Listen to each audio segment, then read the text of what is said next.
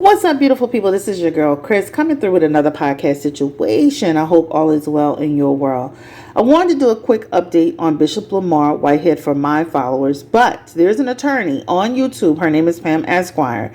She does a phenomenal job, a detailed job of explaining what's happening with Whitehead from all legal perspectives, whether it's his indictment, his fight with Glory of God Church, his actual church robbery. She's keeping up with everything. So please make sure you follow Pam Esquire on YouTube for the details. Okay, so let's go ahead and jump into it. So recently, the last time we spoke, we talked about the fact that Bishop Whitehead was finally removed from Glory of God Church. He tries to make it seem like he just decided to let it go, but he actually got a court order. There was a court document that came down that gave Glory of God the right to be back in the church. So just to catch everybody up to speed, he purchased Glory of God out of an auction, right, when they lost the church through some type of bankruptcy. And he made some type of agreement with the trustee of the bank. He was supposed to actually make a payment arrangement. He was supposed to properly evict Glory of God from the church. He did not properly evict them. He just went one day, changed the locks, told them to get out, threw their stuff out, kept some of their stuff. And from what I'm hearing, he even kept 3 safes that allegedly had some money and some important paperwork in them. So that's a whole nother situation. Well, he went there to the church to get his stuff out with police escort, and it was really a terrible situation. And again, Pam Esquire has the whole thing on her channel, so make sure you go and check it out. So now, because he was removed from the church, he's on his Instagram attacking Pam Esquire. I started to put the actual video on this channel, but because he was so disrespectful towards her, and I respect her so much, I decided not to do that, right? We're not going to give negative energy a place to breathe and a place to live, right?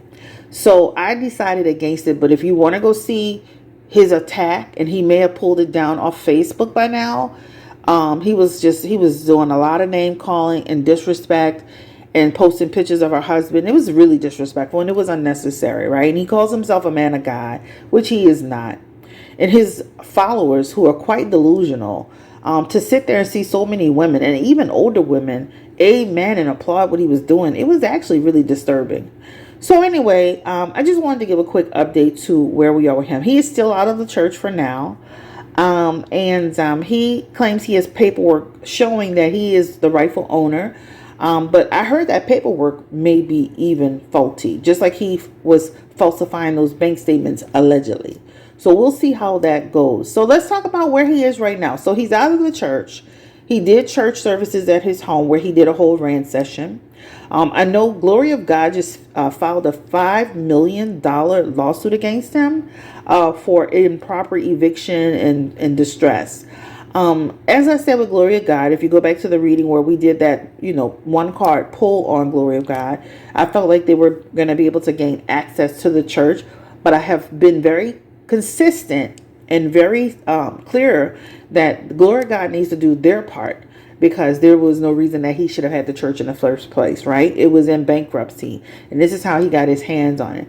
So we're hoping that Glory of God, with their attorneys, can get this paperwork straight regarding what happened to the church, how it landed in bankruptcy, and how to, take control. I'm sure they will do their very best, but as of now, this is not closed for Glory of God, because he did make an agreement with the actual the trustee over the property. So let's just do a quick run through of where he is now. Bishop Lamar Whitehead, we first started hearing about him with the church robbery. The verdict is still out for me on that, and I also heard there was something behind the scenes on that too. Pam Esquire did mention that. This is in relations to the 2 guys who were arrested. They're saying something about something's bubbling up with that, so keep your eyes on that. But this is where it all started for us on social media, where we learned about Whitehead, that church robbery, in my opinion, and it looks staged, allegedly. All right. However, this is where it all started. They caught 2 people, but these 2 people are trying to say that there's more to the story than meets the eye, allegedly. So first we started with the whole church robbery thing. This is how he came to our attention. After that, he had an incident with a visiting parishioner at his church where we did a reading on that too. And he put his hands on this woman. I don't care what he says, how he tries to dress it up. You cannot put lipstick on a pig and think we're going to just say that's okay. He put his hands on this woman. And I believe, in the video, I do feel she should have been more calm as well. But there was no reason for him to put his hands on her. So then he was arrested for that, but he was released and wiggled his way out of that. Maybe a month later, maybe a month or 2 months later, he was actually facing federal. He was facing an indictment from the feds, right? Facing federal fraud, extortion charges. This is in relation to the $90,000 that he took from the visiting parishioner, and also some type of extortion deal between him and a man named Brandon Belmonte. As you know, he went on a rant about Brandon Belmonte soon after, trying to get people to attack and report Brandon Belmonte. That did not work. He took to trying to go on interviews to disparage him, but again, that did not work. From there, the feds did a superseding indictment where they discovered allegedly that he faked bank records in order to obtain, I guess, some property. One property he failed at getting.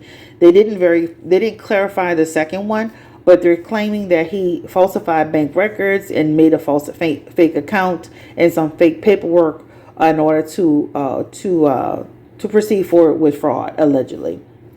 From there, he had the issues with his building called Whitehead Estates.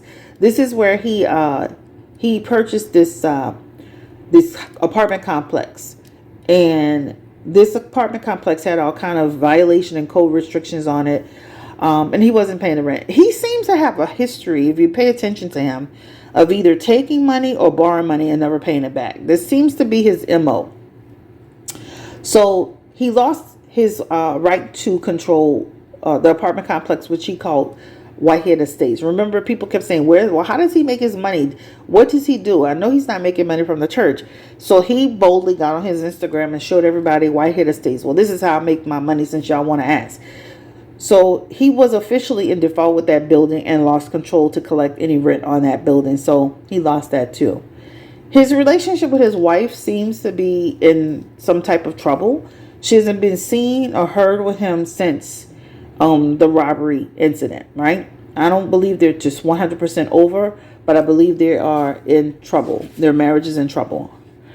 And now we found out through Pam Mescry, I just found out today, that his attorney, Eric Ponder, who I felt like he was on the verge of losing his license, has now asked to be withdrawn as his attorney because he, allegedly, Bishop Whitehead, has not been paying his attorney fees. Now, I was on his live stream last night. He looked quite stressed. He was doing a lot of looking up to the sky, staring out. And I was thinking to myself, many times he wanted to say something. Then he would change his mind and then start talking about keep the faith, keep praying, and all this stuff. You could see something was bothering him. So today we just found out that his attorney, Eric Ponder, the one who's been filing all of these ridiculous lawsuits and motions on his behalf, has now asked to be withdrawn from his case as one of his attorneys because he is not being paid. Allegedly, Whitehead told him that he wasn't paying him from anything from the past or anything moving forward. I will need to do a reading on Ponder to see what Whitehead has over him. Why did Whitehead feel like he could just handle him like that, right? I know that Whitehead was supposed to do some type of when Ponder's mom died, he was supposed to do the ceremony or whatever. But there's something to that Ponder situation where because Ponder was actually against him at one point, had made videos on him, and actually had told people that Whitehead was going to be going to jail soon. All of a sudden, he was his attorney, filing all of these crazy motions and all of these lawsuits and all of this craziness. All of this craziness has gone on through under Ponder, right? So now Ponder has decided to wash his hands of Whitehead and actually say he didn't want any money from him. So this sounds like a situation where he just wants to be from under Whitehead, all right? So to make a long story short, this is where we are with Bishop Whitehead. He is now lost. He's losing his attorney. Pam believes that that Ponder will probably be able to withdraw from the criminal side of the case because that Whitehead already has an attorney named Dawn Florio, but she was like wondering about the civil side because Ponder's handling a lot of situations for him civilly. Anyway, this is an update on Bishop Lamar Whitehead. Again, this man is seen to be spiraling completely out of control. When it rains, it totally pours. And I just feel like, at the end of the day, you got to do the right thing. You can't be sitting here doing negative things and doing, and doing fraudulent things. And then you want to pray about it and get your supporters to amen you when you're wrong, you're dead wrong.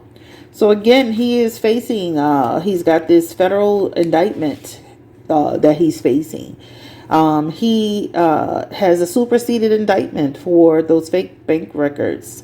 He is now facing this lawsuit from Glory of God Church. Pam said it's not technically a lawsuit, but it is mirroring a lawsuit, something like that. He's still facing this church robbery situation. I heard those guys have something to say. And also, too, he lost his right to be over he lost his control over his what do you want to call it? His apartment complex called Whitehead Estates.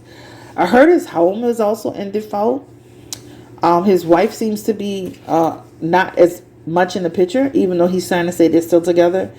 And now his lawyer is kicking him in the butt. So this is where we are with Bishop Lamar Whitehead. I don't know what, he wants to, make videos on YouTubers. This is YouTube. I think what Bishop Whitehead doesn't get, and I can understand the constant videos on him because it makes you feel like you're harassing me, right? So I do get that part. But this is what people do. YouTube is to report out on information. We're like now, YouTube is the second source of information behind major news outlets. So people are going to report on you. You are now a topic, a subject. You're someone that's going to be reported, and you can't take the good and not the bad of being infamous, right? So he needs to understand that to attack people because they are reporting on you is completely unnecessary. And let me say this, it's all done in an effort to shut people up, to stop people from reporting on him. So when he does these attacks where he's, trying to attack Pam's husband and attack Pam personally and physical looks, that's a way to stop people from talking about him, right? He even talked about another lady that was on YouTube, talking about how heavy she was. So just know these attacks that he's doing is in an effort to stop people from discussing him. They're going to continue to discuss you. Newsflash. These are seasoned. Pam has not been on long, but she's strong enough to keep persevering forward. The other lady, Jolie's Corner, I believe, she's not going to stop talking about you. And any other YouTuber that's been on here for a while, they know the game and they know the deal, and they're not going to stop talking about you just because you feel like they shouldn't be talking about you. So just know, you're wasting your time, your breath, and if anything, you're going to get more people to start talking about you since you're doing things like that. So you got to watch how you handle yourself. I mean, Larry Reed backed off, but because of all the stuff that was happening with him, but a lot of us don't have that background, any of those backgrounds that you have. I've never been arrested. I've never been in jail. I've never even been, I think I've been to traffic court maybe twice in my life. A lot of people that's on YouTube, they don't have records. They don't have anything salacious to really discuss, that you can discover. But a lot of people have a lot to discuss about you. So if you're going to be, on social media and a public figure and infamous, you have to understand that people will discuss you, and this is what it is. I am going to be very clear that I am going to, anytime I deem it's necessary, since I've been following this case. And honestly, the only reason why I even started talking about Bishop Lamar Whitehead is because you guys asked me to talk about him, right? You guys asked me to do a reading on him. I got interested in it. And I've been following the case. Anybody that knows me, and I've been on YouTube for almost 4 years now, you guys know that anybody that I read on, I continue to follow that reading, the person, the situation through. Once that situation closes out, I'll move on. But we're going to continue to follow the Bishop Whitehead story until he goes through his federal indictment, his legal proceedings, whatever that looks like. We're going to continue to follow this story. We're going to actually do it right on Blue Nola Tarot. So we're going to do it between the two channels, Blue Nola Tarot and this channel, which is the Chat with Nola podcast. So I guess he can just, he can just join me to the list of things that he wants to talk about. He's kind of talked about me unofficially, the witches and warlock situation, but let me say this to you, Bishop Whitehead. You got to watch who you're playing with. Everybody ain't to be played with, right? And you wonder why you got out your church, and they got people who, you just said on your YouTube, what was it, your Twitter, your Instagram, I think. Witchcraft is real. You got to watch who you play with, right? And you wonder why you're losing cases and why you have situations happening to you. So be careful who who you name call with. Be careful who you attack. People have the right to discuss you, right? So anyway, guys, I have tons of new content on Blue Nola Tarot. Don't forget to check it out. And I know I'm kind of rambling and I'm all over the place, but this is what it is today. Again, we just wanted to do a quick rundown on Bishop Whitehead. He is now losing his attorney, Eric Ponder. This is what we're going to close out with for non-payment. All right. We'll see if Don Florio keeps representing them. I think that they'll be stuck with him, especially once, because from what Pam was saying, a lot of times the feds don't like lawyers to be changed in the middle of cases, right? They want the lawyer who knows the case, who had the case, to stick to it, because now it just prolongs the inevitable. Anyway, thank you so much for watching. Like, comment, and subscribe. Give me your thoughts below.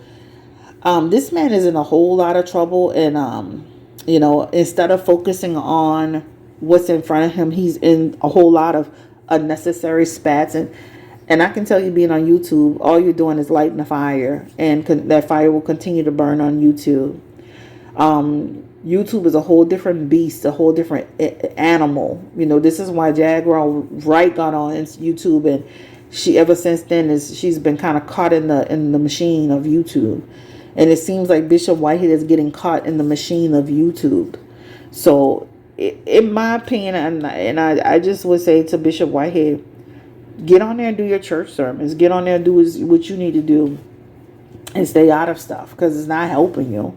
It's not going to help you. I mean, like, you literally, when the Glory of God church looking like you were about to get into a physical fight, that doesn't look good for you at all. You're on social media name calling. That doesn't look good. And not that you should care, but that definitely, doesn't look good for you. People can go into court and say this man has an anger management problem.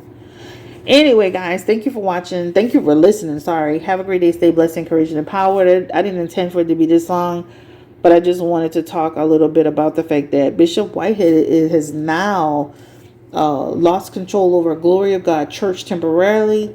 And he has now he's losing his lawyer, Eric Ponder, the main lawyer that's been filing all of these motions and, and paper, legal documents. This person seems to just want to be done with Bishop Whitehead. If I were Eric Ponder, I would have been getting off this case with him, because I'm going to be honest with you. I was worried for this man's law license. I'm serious. Like, he was doing so much. He even had, he was doing so much that I was thinking, this guy can get himself into tons and tons of trouble.